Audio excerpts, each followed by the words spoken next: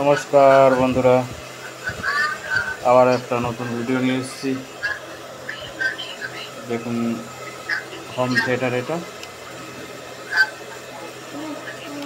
তো এটা পাওয়ার নেই। দেখুন, ব্যাক সাইডটা খুলে পাওয়ার সাপ্লাই, পাওয়ারের প্রবলেম। তো প্রথমত আমি এসি কোডটা চেক করে দেখেছি, ফিউজটা ঠিক আছে, এসি কোডও ঠিক আছে।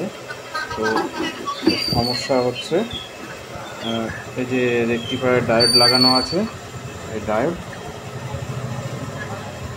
দেখছি দুটো ডায়োড শর্ট দেখা যাচ্ছে এখানে। তো এই যে দেখুন,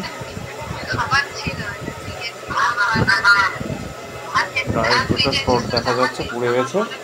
তো চলুন ডায়োড দুটো চেঞ্জ করে কি রেজাল্ট হয়, তো ভিডিওটা দেখতে থাকুন সম্পূর্ণ। তো বন্ধুরা, ফাইনালি রেকটিফায়ার ডায়োড দুটো এই যে ওপেন করেছি। দুটো ডায়োড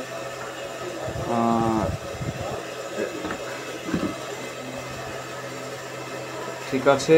আর এই যে এখানে দেখছেন এই আইসিটা, এই যে ক্যামেরায় কতটুকু বোঝা যাচ্ছে জানি না, এটা পুড়ে গিয়েছে আর কি, শর্ট হয়ে পুড়ে গিয়েছে। তো চলুন আইসিটা ওপেন করে, সম্ভবত এটা 20-30। তো এই হচ্ছে সার্কিট। তো চলুন ভিডিওটা দেখতে থাকুন শেষ পর্যন্ত। তো বন্ধুরা, ডায়োড 4টে খুলে ফেলেছি, 3টে শর্ট আছে আর একটা ভালো ছিল, 4টেই চেঞ্জ করে দিচ্ছি। তো এখনকার যে নতুন মার্কেটে যে ডায়োডগুলো পাওয়া যায়, ওগুলো রেজাল্ট খুব একটা ভালো হয় না, একদমই ভালো না বললেই চলে। তো আমি এর পরিবর্তে এই যে পুরনো টিভির সার্কিট আছে, তো এই সার্কিটে যে 4টে ডায়োড আছে, এই 4টে ডায়োড আমি এখান থেকে খুলে হোম থিয়েটার পাওয়ারে এটা ব্যবহার করব। তো এটা এই ডায়োড 4টে খুবই ভালো, রেজাল্টও ভালো এগুলো। তো এই ডায়োডগুলো এখন বর্তমানে মার্কেটে কিনতে পাওয়া যায় না। তো ভিডিওটা সম্পূর্ণ দেখতে থাকুন। চলুন আমি এই 4টে এখান থেকে খুলে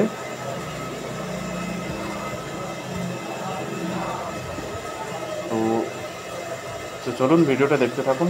বন্ধুরা, ফাইনালি রেডি করলাম। এই যে দেখুন, আইসিটা চেঞ্জ করেছি আর এই রেকটিফায়ার ডায়োড 4টা চেঞ্জ করেছি। এই যে এই হচ্ছে আইসি। তো আমি এই ডায়োডগুলো লাগানোর জন্য রেডি করেছিলাম। তো এগুলো অ্যাম্পিয়ার কম আর খুবই দুর্বল, খুব হিট হচ্ছিলো। হিট হওয়ার কারণে আমি এগুলো চেঞ্জ করে দিয়ে পুরনো টিভির পিসিবি বোর্ড থেকে এই ডায়োড 4টে খুলে এখানে ব্যবহার করেছি।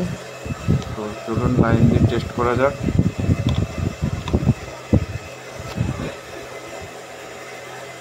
সম্পূর্ণ রেডি। দেখুন পাওয়ার এসে গেছে।